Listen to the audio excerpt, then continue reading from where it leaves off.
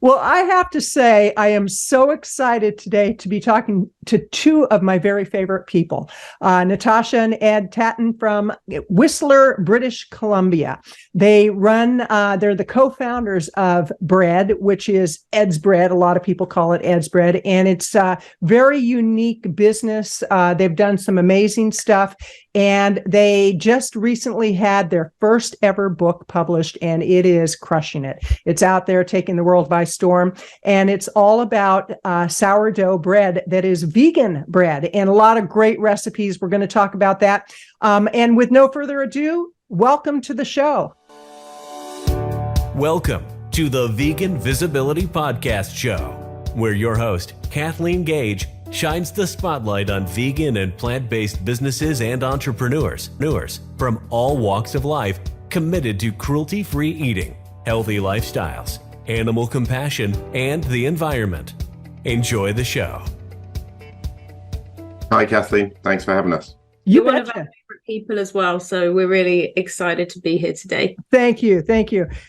So tell everybody who may not be familiar with your business, what your business is, how you decided to start the business, and where it's located. So just give us a little background on all that. So yeah, my name's Ed. I've been a chef for many, many years in professional kitchens, fine dining kitchen background, and found sourdough maybe 15 years ago, working in a French bistro. Fell in love with it instantly. And from there, it just grew and grew. And then we moved to Whistler, BC in 2013 and started working at a farm to table restaurant. And we made everything there, but they were buying in bread. So I started the BReD program. And then our yoga studio and friends were hearing about it. I was sort of, gifting the yoga studio, Tina, a loaf of bread and exchanging it for yoga classes. And then word of mouth quickly spread and people wanted to buy the bread, the sourdough. And from there, I asked the restaurant I worked at if I could rent the kitchen. And it just grew and grew. It was very grassroots, not much money at all. We invested maybe $500 into a little bit of equipment. It was all through Facebook, and people would just write to us and place orders. And then it just grew from there, really. It was a lot of mums, a lot of families. The community got behind it, and we went from making 30 loaves per week to 150 per week, just once a week, sorry. And then they started saying, we want to buy this more often, you should open a bakery. So it was almost the community that sort of gave us the confidence. We saw a gap in the market. Not many people were making bread or sourdough, and definitely no one was making vegan baked goods. There was no vegan bakery. So that's one of our real USPs, is that we're 100% plant-based vegan bakery, which is not very common. Bakeries are known to use animal products, a lot of butter, cream, milk, eggs.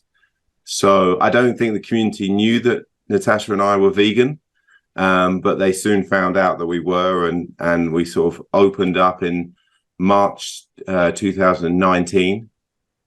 So 4.5 years ago, and we've never looked back. Well, I do know that you had some interesting experiences through the pandemic. And Natasha, what were some of the things that happened? You were building your business, things were humming along great, and then all of a sudden it was like shutdowns happened everywhere. So what happened during that time period, and what did you do to bounce back? So we opened our business in March 2019. So when the pandemic came round, we'd been open for exactly 1 year. In fact, we opened on March 22nd, 2019. And when we closed down our bakery for, like a 3-month total lockdown, temporarily laid off all of our staff, that was March 20th. So it was right on the cusp of our first birthday. And we had a big party planned, and all of our staff had been looking forward to it. We had such a great team of people, and we were looking to hire more and build the team. And we felt like we were just on this upward trajectory. Every month had been record-breaking sales. It was just getting busier and busier and busier. And then suddenly it was like crushing blow, like, no, shut down. and we couldn't quite get off the tracks of where the train was going. So we launched an online shop within 24 hours of locking down our bakery, so that our community, because I remember on the last day, people knew that we were closing, or lots of local businesses had already closed the day before. Mm-hmm.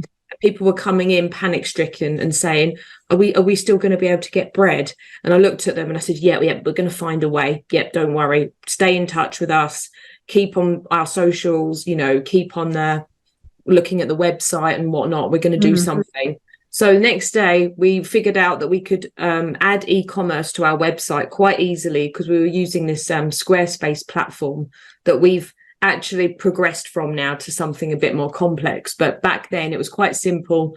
We launched e-commerce. I started taking orders and it was absolutely insane. People were panic buying. People couldn't get flour in the stores. So we started selling flour. We started selling other products that we hadn't sold before. Like we started making hummus, because we had loads of dried chickpeas in the bakery. And we used to make something called the hummus cookie, and the recipe of which is in our new cookbook. And then we decided, well, we're not going to be making hummus cookies anymore, but what we could do is make hummus and try to make more kind of savory foods, deli items that people could have for lunch at home. Right. And it's this kind of joke that hummus and olives saved our business, because when we reopened the store, we now started upselling hummus and olives with every loaf of bread. We doubled our spend per head from a $10 loaf to over $20 purchase. So actually it was incredible. And what a vegan story. Hummus saved our business. But actually going back to the visibility strategies, I'd actually taken a course with Katrina Fox in the first year of our business on getting media attention, getting into the press. So I actually reached out to some journalists and told them we'd launched this online store. And I didn't realize that one of these writers wrote for Forbes. So March 20th, last day of business, March 21st, online shops launched, we're taking orders. March 29th, we've had an article published about us in Forbes. And then the local press picked it up. Then we started getting some customers that were very, very wealthy and were spending anywhere between $200 to $750 with us. And that's because we got featured in the local paper, a big full page spread, because nobody else was open. Right. And we ended up, then off the back of that, we won a small business award in 2021, I think mainly for our pivot. So a quick pivot in the pandemic, and also getting media attention for our business. Off the Small Business BC Award, we won some money. We then earned a BCorp certification for our business, got some more media attention, and we're on lots of podcasts talking about all of this success. And suddenly an email appeared from Penguin Random House asking us if we would write a book on sourdough and vegan baking. And I think you can all remember that sourdough had really picked up some traction during the pandemic, because everybody was at home making it. And somewhere along the sales of all of these sourdough books, someone realized, and we'd known this for ages, that there really isn't that much material out there on vegan baking specifically. If you look at the amount of baking books on the market, most of them are not vegan at all. However, in the vegan cookbook section, I would say it's perhaps, and I'm quite happy to say, it's saturated. I mean, there's vegan cookbooks galore. You can do everything vegan. You've got Instapot cookbooks, you've got 20-minute cookbooks, you've got, fine dining vegan cookbooks. Whatever you want to do, it's out there. But with baking, there's still a little bit lagging behind. And I would say the whole baking industry is still very much set about 50 years ago. Everybody still feels to make a croissant, you need to have dairy butter. Right. Cakes need eggs. And I think a lot of bakeries are still quite behind the times. It's still not uncommon in 2023 to go into a bakery and then not have any vegan option at all. Well, I think that's justifiably so. Like, baking is complicated. Right. I have a lot of friends that are like, I don't bake. It's too exact. People like cooking from the soul, from the heart. Mm-hmm.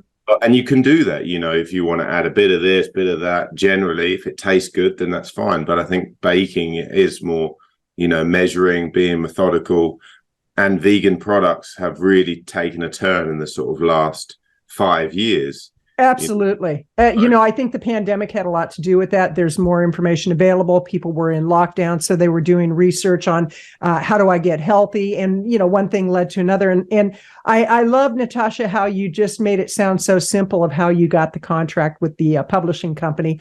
And I know for a fact that there were obstacles that you had to overcome, and yet you connected the dots so nicely. You actually accomplished what many authors dream of, which is a publisher comes to you.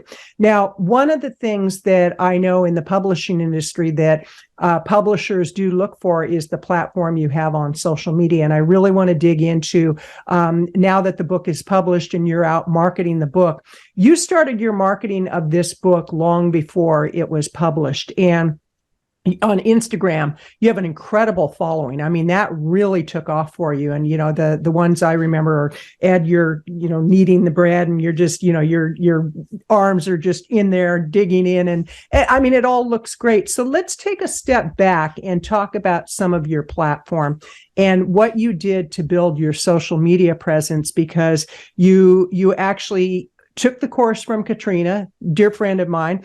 And, everybody in the vegan space in marketing knows who Katrina is. She's just a rock star. And so you did the right thing by taking a course from her. Then one thing led to another. Then you had somebody write a story about you that got picked up by somebody else. So the thing that I really want people to hear, and then I want us to have a conversation about, is it's not one thing that makes you successful. It's a number of things that one comes after the next, and after the next, and it's consistency. You've been very, very consistent in what you're doing. So talk about your Instagram platform, how you grew it, and some of the other things that you've done online to grow your presence so that a publishing company like Penguin Random House, did I say that right? Random House Penguin or Penguin Random House? Penguin Random House. Okay. That they would want to pick you up, because publishing nowadays is a very risky business for the publisher. So let's talk about that a little bit. Yeah, I think like you said, Kathleen, it's being consistent and it's sort of spreading yourself out, not spreading yourself too thin. Mm-hmm. I think that's why we have such a good business model, is that the fact that we both have our sectors that we look after. Generally, I take care of Instagram because I'm the one making the product, so I can take photos while Natasha's running the front of house and a lot of that, and sort of reaching out to podcast hosts and different types of media. So we come together a lot, like how the post is going to look or read or things like that. Sometimes I'll write a bit too much and Natasha will say, we can simplify this, you don't need to make it as wordy, because it's video. People can see what you're doing. So we were really lucky. Like the Instagram, we'd already been using it a lot before the pandemic. And then a lot of it is just luck, being consistent and trying to make engaging content that people will watch a few times, that's approachable. People comment on the music that we use. So I think it's sort of looking at the full picture, and making it as exciting as you can. But I've been using Instagram since 2003, 2004, pretty much like as soon as it came out as a chef. But so I already had that platform and then changed it. When I went vegan, I actually deleted off any sort of like animal-based products that I had on there, because I wanted, it to be a fully vegan page. But I was still able to keep all of those followers that when we opened the bakery, I had 5,000 followers. Mm-hmm. And then just made it more bread focused, more baking focused. So you don't necessarily need to close down your platform and be like, you can still keep the same handle. Right. Well, I'm glad that you mentioned that, because a lot of people think it's all black and white, that, if you make a change like going from a carnivore to a vegan, that you have to stop everything that you did before, and not necessarily. And now, when did you go vegan, Ed? It's tricky for me to say exactly. I think for Natasha, it's a bit more black and white, a bit clearer. I think about 2015. I went vegan 2014. Okay. But it was a transition. Like, I went vegan before I called myself vegan, a bit like you.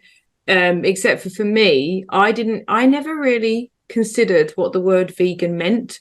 It just wasn't a word on my radar. Right. Just in my head, I was like, I don't want to eat animals. I don't want to consume any animal parts, and I just didn't want to exploit animals for anything. And it took a little while for it to sink in that that's vegan. And then to use the word vegan. But yeah, I'm not so in love with labels, calling people you're vegan, you're not vegan, you're this, you're that, because it is actually such a difficult, like, it's not a black and white category. And what I mean by that is I know a lot of vegan people who perhaps do things that I don't consider vegan, like buy puppies from puppy breeders, or go yes or they all want these like cute little fluffy puppies, and they're certainly not rescues. And then also like go horse riding and things like that. Right. But I'm not the person that's going to go out. I mean, I'd like to sort of nudge them in a more compassionate direction, but for me, it's like, I don't want to argue with vegans. If somebody identifies as vegan, I just want to encourage and support them on their journey. Right. And I think that by like accusing people of not being vegan, I might actually put them off. And that's the last thing I want to do. So I try not to attack people that are perhaps not, 100% doing everything vegan. Right. And I think face-to-face conversations, or like just pointing them to like resources that might inspire them, like a documentary or, something like that, rather than sort of accusing them of doing something non-vegan. Right. Then the judgment comes to the surface. People don't like to feel judged. People don't want to be judged. And as I said, I just want to support everyone on a more plant-based, compassionate journey. And so for me, I went vegan, and then I told Ed, I don't want to have any animal products in the house. That wasn't me telling him he couldn't eat animals or anything like that. Like, I kept it very much about me. Right. Vegan. I don't want to eat animals. I don't want to see animal products in the fridge. I don't want to be part of it in any way. And he was a bit taken aback, but he really wanted to make me happy and live with me. And so he agreed that he would be able to get on board with that. And in the beginning, it was kind of like, that's the way I lived. But over time, he was eating all the vegan food with me. It wasn't like we were cooking separately or anything like that. Ed's always been very open-minded about trying any foods. And so he was quite happy to eat vegan dinners and whatnot. And then I think that comes across like that we used to have like steak and eggs and things like that in the fridge. We didn't really have, ate a very heavy vegetarian diet anyway. Right. To be honest, for me, it was always just a treat if I went to a restaurant or something. So I think when Natasha says, don't want anything on the fridge, I'm thinking back and I'm like, actually, there wasn't really many animal products in the fridge to begin with. So it was a very easy transaction. And in the beginning, I remember thinking, if everyone in the world just had 8 animals once a week, once a month as a special treat, environmentally, we wouldn't be in this situation we are. But then it's so much more, I began to have empathy for animals and animal welfare. And thought, well, it's not just about if we only ate animals once a week. It's like, why do we even need to kill these animals? You are so correct. And it's interesting because I think that the further we go into living the vegan lifestyle, that the veils get lifted. And, I was just a very high consumer of meat when I was a carnivore, and I had meat almost every day of the week. And I look at some of the things I did and it's like, oh my gosh, how could I have been so blind? And yet we don't know what we don't know. And nowadays there's more information. And speaking of vegan, I want to remind people that you're listening to the Vegan Visibility Podcast Show. I'm Kathleen Gage, your host, and I'm talking with Natasha and Ed Tatton from BReD in Whistler, British Columbia. I encourage you, if you're out in that area, make a stop in. I still have it on my to-do list, not my to-do list, my bucket list, to go up to your area and, try the BReD in your establishment. I definitely want to do that. But, it's so interesting because, going back to your book, what would you say with all the recipes you have in your book, do you have some favorites? Like if you were to say, okay, I can only make 3 recipes for the next 3 months, what would those 3 recipes be? That's a good question. I really love the chocolate miso babka. It's kind of like a vegan brioche kind of dough. It's soft, melts in your mouth. But then the miso and the chocolate give it some really interesting flavors. And I mentioned earlier the hummus cookie. So that is a gluten-free cookie made with chickpeas, sesame, lemon. Is there olive oil in that cookie? Mm-hmm. Yeah. So it's like kind of like the main ingredients in hummus, all bar the garlic. You know, we don't put garlic in a cookie. So it's sweet, but it's a really interesting texture. And it got quite a cult following because obviously people had never seen anything called a hummus cookie before. Right. They start off going, hummus in a cookie? What is that? And then they would try it and then they go, oh my God, like, have you got the hummus cookie? And we don't make that one at the store anymore because it's actually it's easy to make, but it's quite time consuming. Right. And we have to make so many products because we're quite busy these days. So we've decided to make other cookies instead that are a little bit faster to make. But I'm really happy to give the world that recipe and let other people run with it. Wonderful. For me, I would say I love pizza. So there's a really good sourdough pizza dough in there. We have pizza pretty regularly most Sunday evenings after the long week of work. You know, we've made the dough already at work. We always have some vegetables around. So I quite like to sort of put together a pizza. And then donuts. I love donuts, the sourdough donuts. It's a chai spice donut with, I think there's pumpkin puree in there, which we use as the egg replacer because it's a starchy sort of vegetable. So it's really good at binding. And then it's filled with a cranberry and raspberry jam. So again, I love donuts. So and isn't there chai sugar? Chai spice sugar on the outside. Chai sugar? Yeah. I've never heard of that. Tell me more. Spices you would put in a chai tea. Okay. Kind of like pumpkin pie spices, but a little different. As you mix that with the sugar to go on the crust of the donut. And my third one, I'd probably say the cinnamon buns, because again, that's probably become one of our signature items that a lot of people will know about before they come to the bakery. And because they've been on since day one, they've come so far. We don't just sort of make a recipe and that's it. The method, the ingredients, everything's been elevated and changed and improved. So the cinnamon bun recipe that's in the cookbook is the sort of best edition, essentially. We've sort of gone through 4 or 5 years of testing, and now they're sort of where we want them to be. Wonderful. Using, incredible cinnamon that we get from Sri Lanka, which they support elephant sanctuary. So, people, that's available worldwide, so they can use that cinnamon. And yeah, they're just really tasty. I love what you said about the animal sanctuary, because I know one of the things you also do in your business is you plant trees, if I'm not mistaken. And how many trees have you planted so far? Well, at the time we're recording this interview, it's well over 67,000. Oh, that's incredible. We actually plant a tree for every coffee that we sell. Uh-huh. People can't believe that, but I tell them that we really designed our business model to make money from our baked goods, and the coffee is more of a social enterprise model. And coffee isn't our main sales. I think only about 15% of our total sales are on coffee. Mm-hmm. We do produce quite a lot of coffee, but it's seasonal as well, because we live in a ski and bike town. We find that there are certain months of the year that are much busier than others. And so at this time of year in November, it's kind of like what's called the dead season, as we're waiting for the snow to really build up on the mountain. Right. And everyone will come for their ski holidays from about mid-December. So it starts to pick up again. But 15% of revenue on coffee, and all the basically profit of that going towards charity. So we've donated well over $20,000 to I love that. animal and environmental causes. I love that, because you actually are doing your activism in a very proactive way, and in a way that is just a part of your lifestyle and your business model. And you've become a B Corp.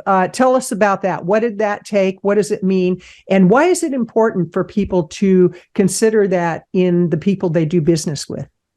Absolutely. Thank you for asking, Kathleen. B in the word B Corp means benefit. And it's a global group of companies using business as a force for good. Mm-hmm. Essentially, the idea is that the world, the planet, is in a better state for your business being there than without it. And you get points for certain aspects of how you run your operations. So there's a whole list of different sections like governance. So, for example, we've put it into our legal corporation agreement that we are a benefit company, which means we have a legal obligation to give back to the environment or social causes in some way. So we've done that. So we get quite a lot of points just for doing that to make it a legal requirement for us. And then there's other things like how you look after your staff, paying them a living wage, giving them medical benefits, pension plans, things like that. That really take care of them so that they can feel that this is a company that has their best interests at heart. And then beyond that, how you source your materials. So for us as a bakery, it's using organic flour and produce that's locally sourced. We've eliminated animals from the supply chain. So for other bakeries, they might have to prove that they use free range eggs instead of battery farm caged eggs.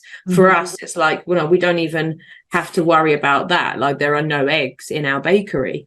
So taking animals out of the supply chain, using compostable packaging. We're plastic free in our bakery. Other things that we do are giving back. Like I said, we donate 1% of our revenue to animal and environmental causes. Our biggest partner charity is Trees for the Future, who plant trees, who have farmers that sign up for programs to rehabilitate their degraded land in sub-Saharan Africa. So we don't plant the trees in Canada, but as far as we're concerned, a tree planted anywhere in the world is a win for humanity.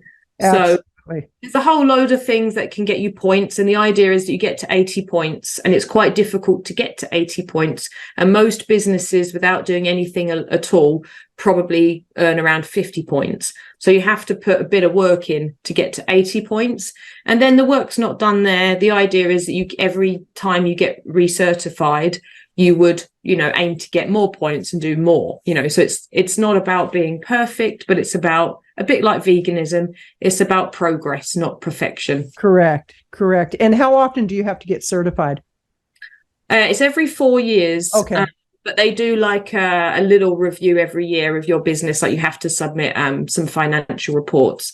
But to get to the 80 points, the third party, which is B Labs, the assessment body, they look at all of your invoices. They go through they do an audit of your company. So we had to get like all the organic certifications from all of our suppliers to prove that all of our products are organic.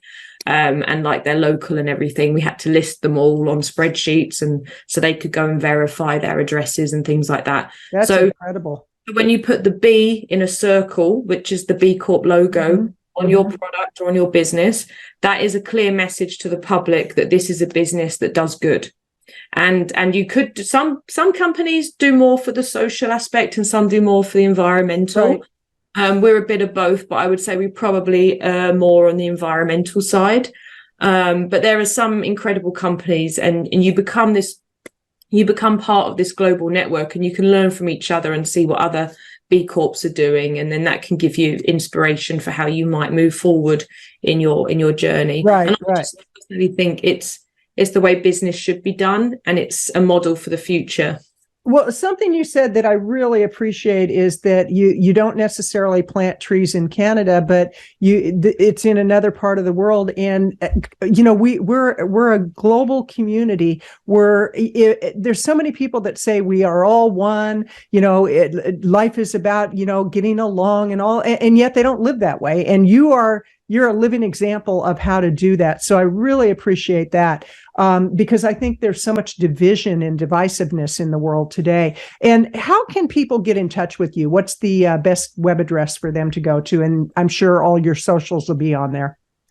Yes, they are. And thanks again for asking, Kathleen. It's the best place to reach us is our website, edsbread.com, spelt EDSBRED.com. And you'll find our socials on there. The biggest platform is Instagram, which is at eds_bread, EDS_BRED. Wonderful. And so on there, you'll see all of our shaping videos and a few other videos on how we make certain products and any news that we have.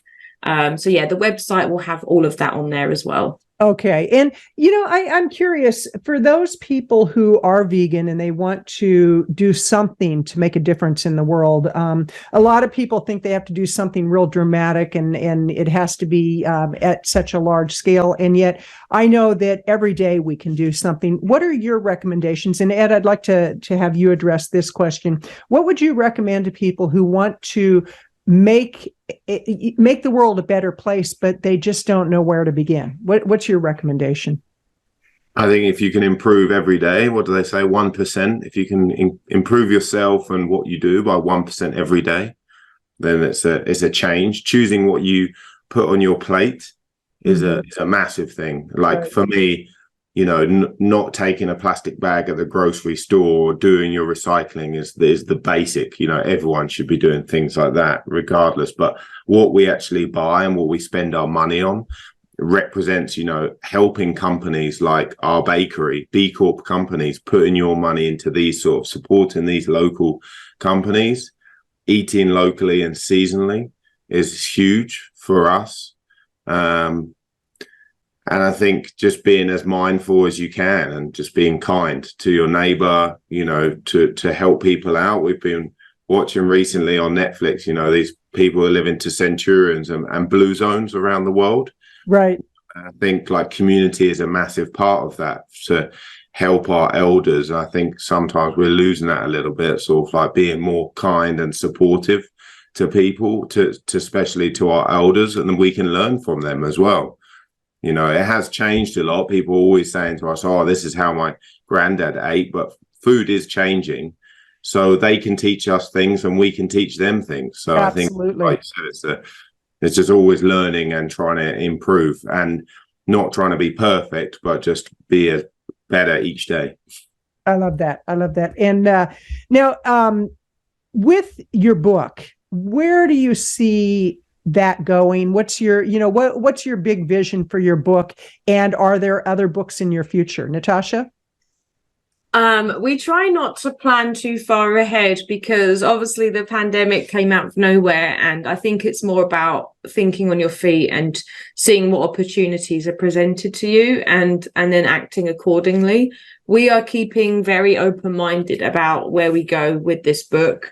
We're open to suggestions, so hit us up on Instagram, DM us if you've got any ideas. What's next for us? We're just riding the wave, and that's how this whole business venture's been, to be honest.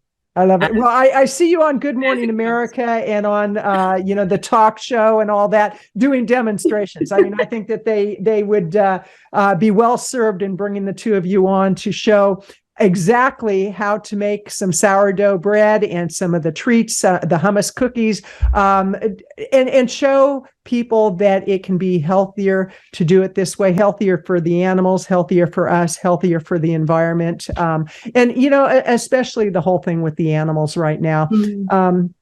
And the pandemic, it's like, I think we did have some warning on that. And I think that, I think it's Dr. Michael Greger who said, he wrote a book 20 years ago about pandemics, and it comes from factory farming. So it's really time for people to wake up. And I so appreciate what the two of you are doing. I just adore you.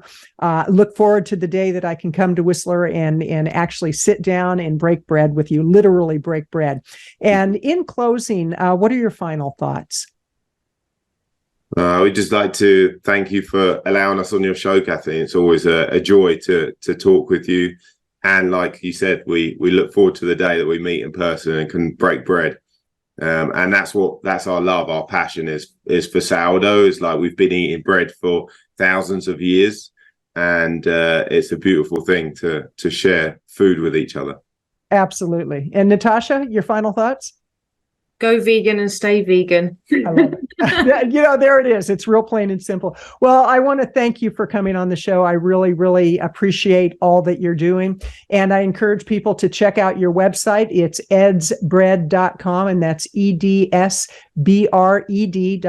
Check it out and, see what's on there, and get a copy of the book. You'll be well served. And for your friends who you're looking for that unique gift, go ahead and buy a copy of the book for them.